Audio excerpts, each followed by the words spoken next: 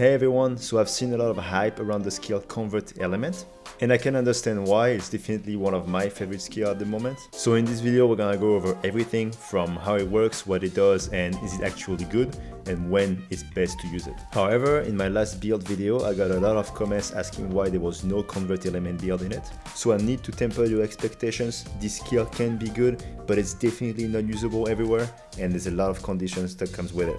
Okay, so let's get to it, and we're gonna start with the basic of how the skill works. Convert Element has two bonuses. The first one only applies to dragon weapons, and so if you have a dragon weapon and the skill is active, depending on the level of your skill, you'll get a flat 60, 120 or 180 dragon elements. The second bonus applies to any element, so that's a dragon, but also fire, ice, water and thunder.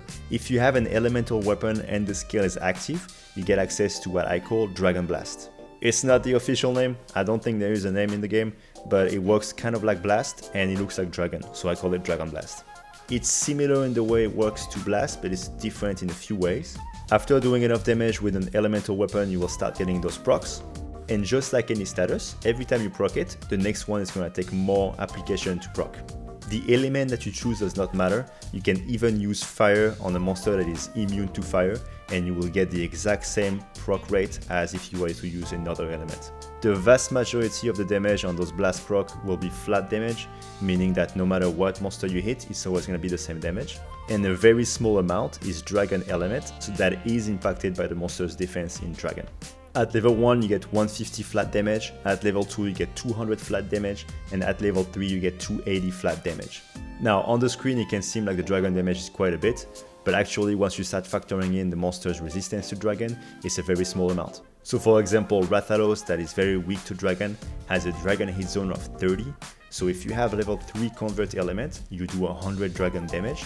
After you factor in the hit zone, it will only be 30 dragon damage. So even at max level, the flat damage is the vast majority of your damage. One thing I should say, the amount of element that you have seems to have very little impact to the proc rate. There seems to be a cap where once you reach enough element, there seems to be no increase at all in the proc rate. And the cap seems very low, so any bow that is rarity 8, even if it has a bad element, will be at the cap, at least according to my testing. Now, one thing you need to be aware of, once you proc the skill, it will be active for 2 minutes, which is a pretty long amount of time, but once the skill expires, you have a 90 seconds cooldown, during which you cannot proc the skill again. So essentially what it means is that once the skill is active, you have 2 minutes to get the most out of it, and once it's done, the skill is useless.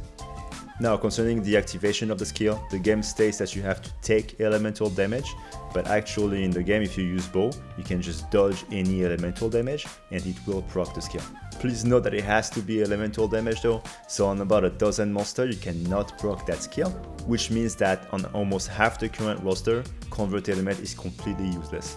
Now, I know some people are gonna say, well, you can just proc it on a different monster and then run back to your monster and you're gonna have the skill active. And technically, yes, you can, but the skill is only 2 minutes and you're gonna waste a lot of time doing that. And you have to realize that in the situations where Convert Element is better than running the generic build, it's only by a very small amount. So if you start going through those loopholes and strategies just to proc the skill, believe me, it's not gonna be beneficial.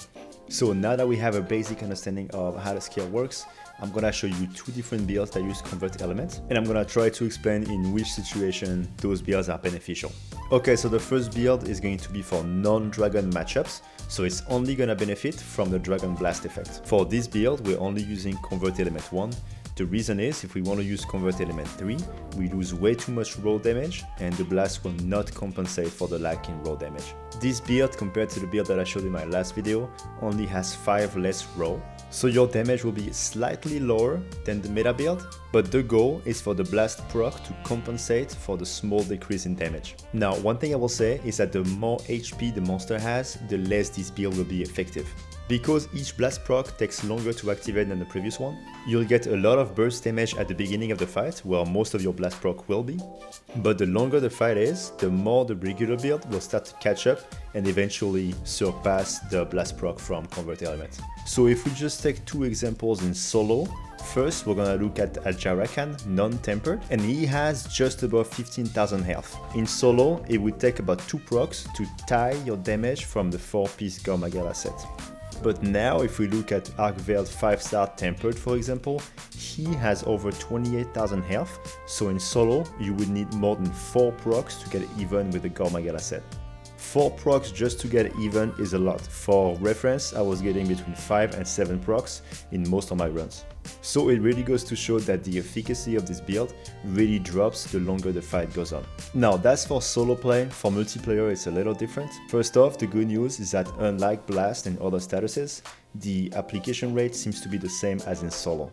However, there's 2 things to be aware of. One, if another player is running Convert Element, you will steal each other's procs. So the more players use this build, the worse it gets.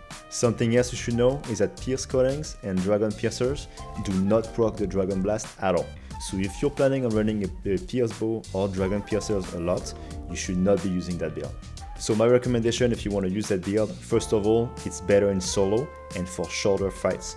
If you're gonna use it in multiplayer because you think it's fun, that's perfectly fine, but then I would recommend to make sure no other players in the lobby use Convert Element, and I would try to stick to shorter hunts. The longer the hunt is, the worse this build gets.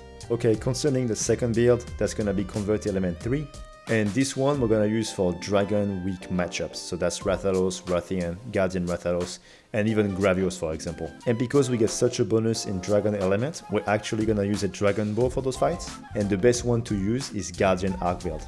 The reason is it has high roll damage and it has close range cuttings. Now, even though we have a lot less roll than our generic 4-piece Gore Magala build, the huge amount of element that we gain make up for the fact that we lose all that roll, mostly because the Dragon matchup are very weak to Dragon.